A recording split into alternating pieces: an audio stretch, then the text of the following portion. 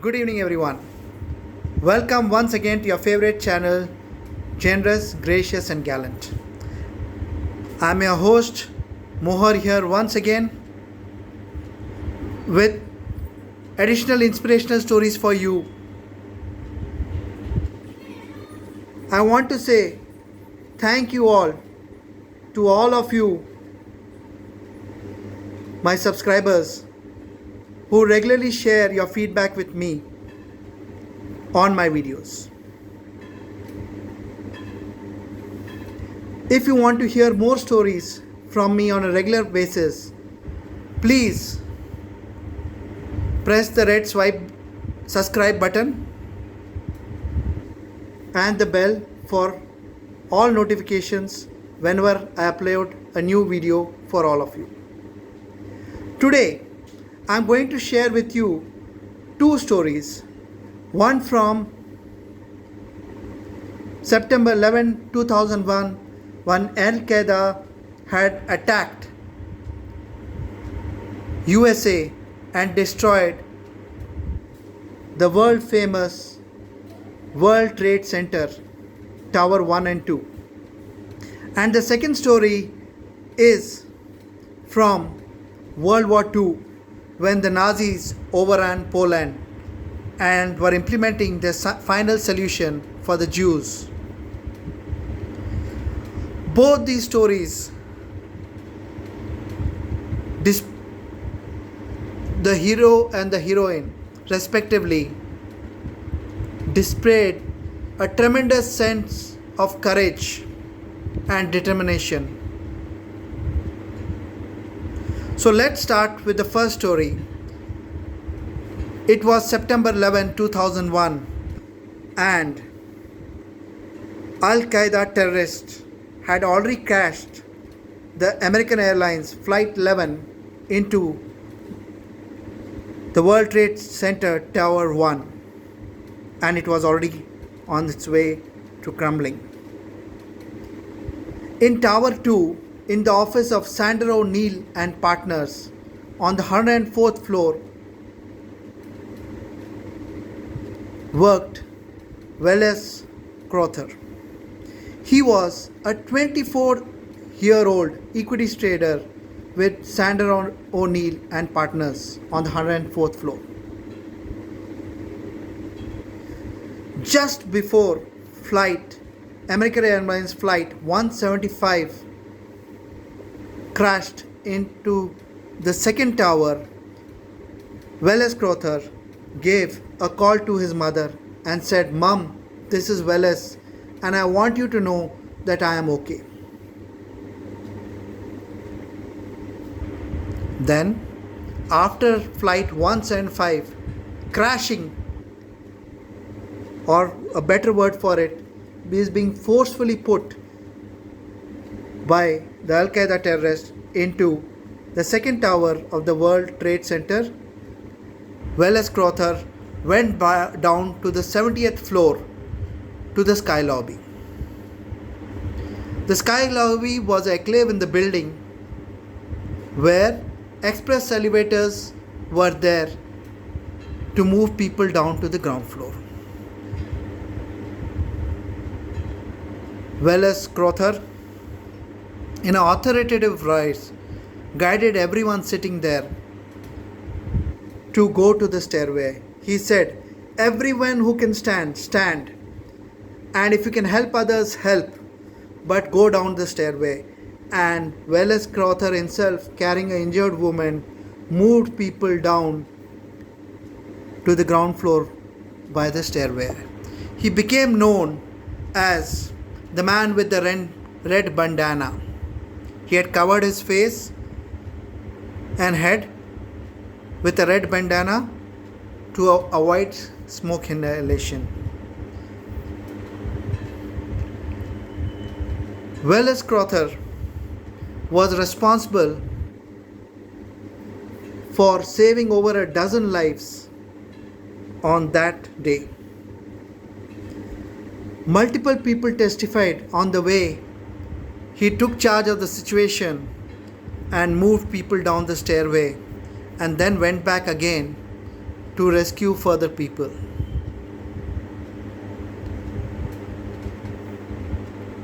Wallace Crowther made the ultimate sacrifice of his life and was discovered much later along with firefighters trying to help other people with the Jaws of Life tool to evacuate people.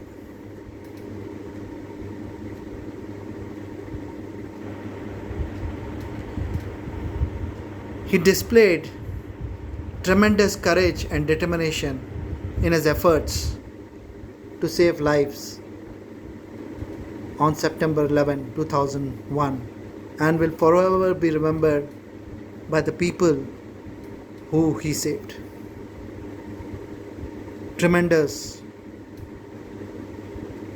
courage, determination. It is people like Wallace Crowthers who are remembered even today, over 19 years since the incident in 2001, for the difference they made in the lives of people and for paying the ultimate price and making the ultimate sacrifice of his own life for the benefit of other people. Friends, if you like to hear more such stories and inspire the future generations and get inspired yourself, please do hit the subscribe button and the likes buttons so that I am motivated to share more such stories with you, and we together can inspire the coming generations, make a difference to society. The second story is from World War II,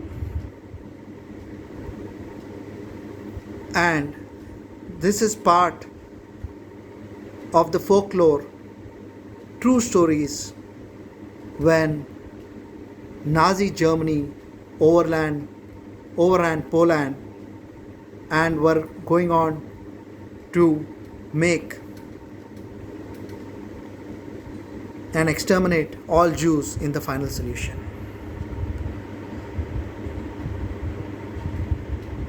The Nazis, after overrunning Poland, had made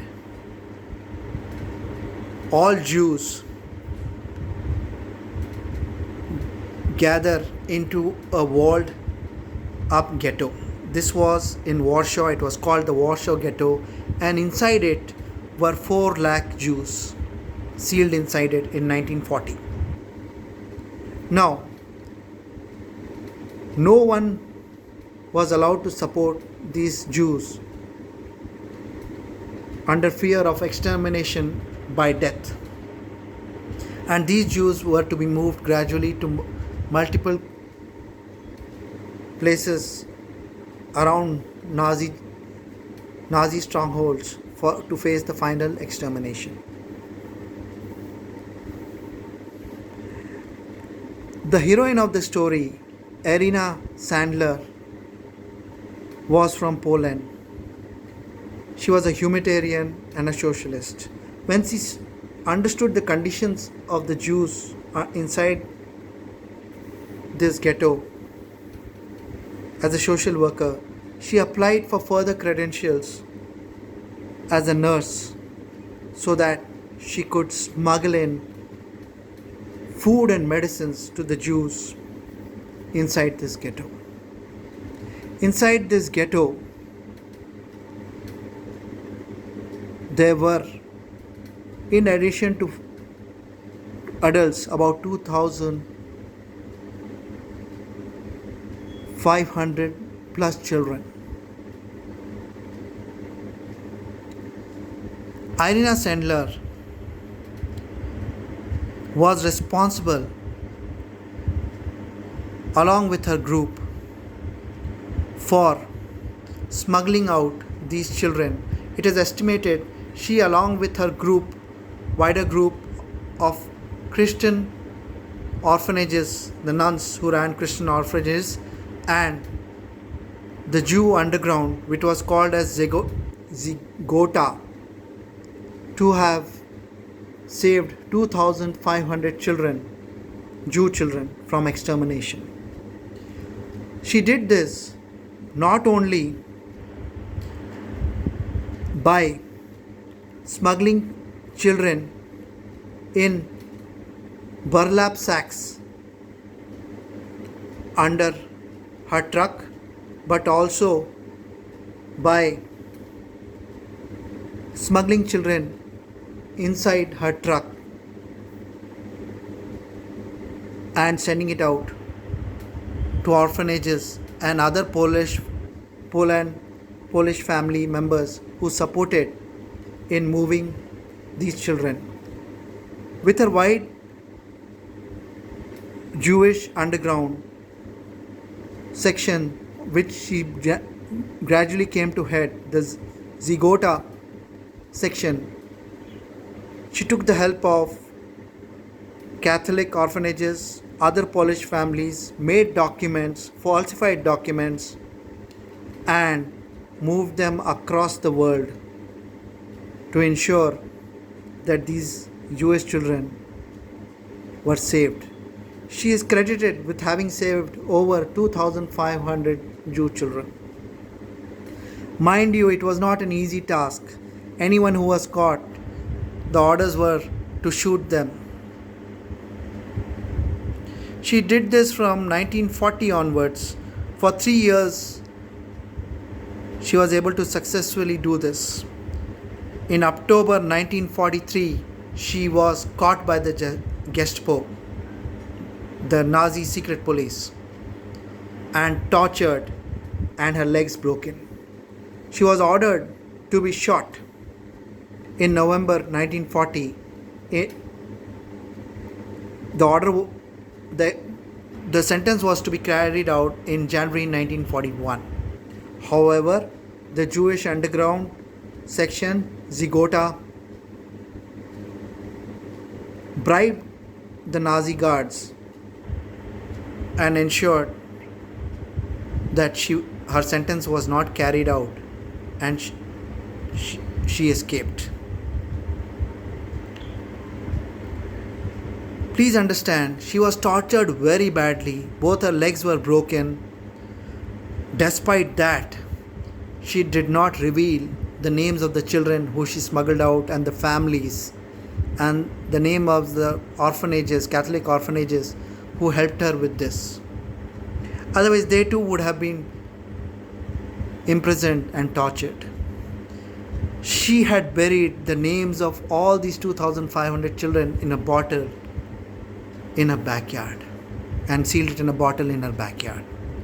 After the war was over, she took on the additional task of reuniting these children with her families. It was a very big task. She succeeded in reuniting a few families, but a lot of families were also totally exterminated by the Jews. So, quite a few families could not get united. We need to understand that she took a tremendous risk, and saving 2,500 children was not a mean task. Making false documentation for them, moving them under the cover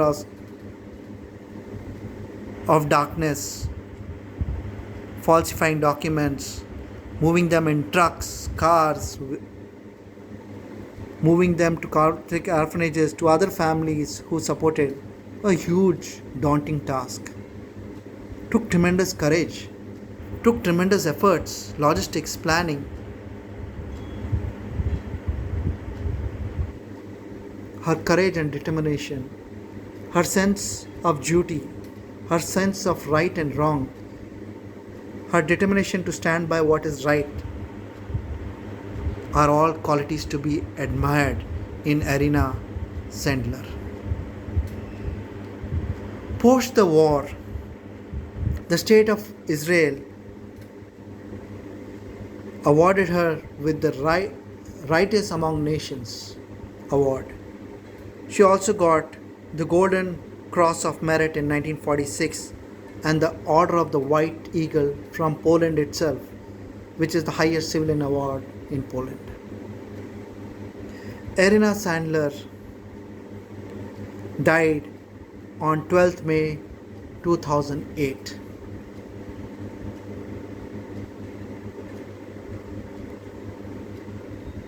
Both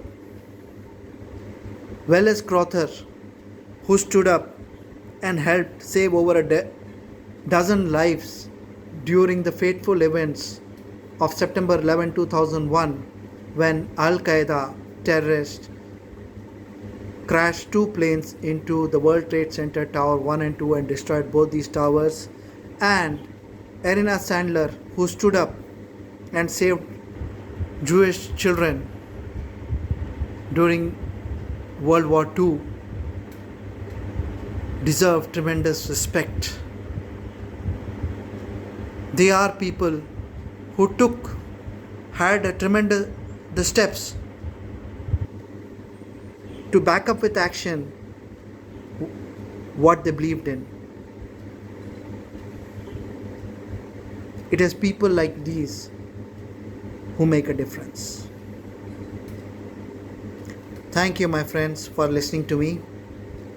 If you liked my stories, please do press the subscribe button and the like button and share it with your friends and families so that we can make more such stories and share it so that it makes a difference to the future generations. Till we meet again, thank you, good luck, and stay in touch.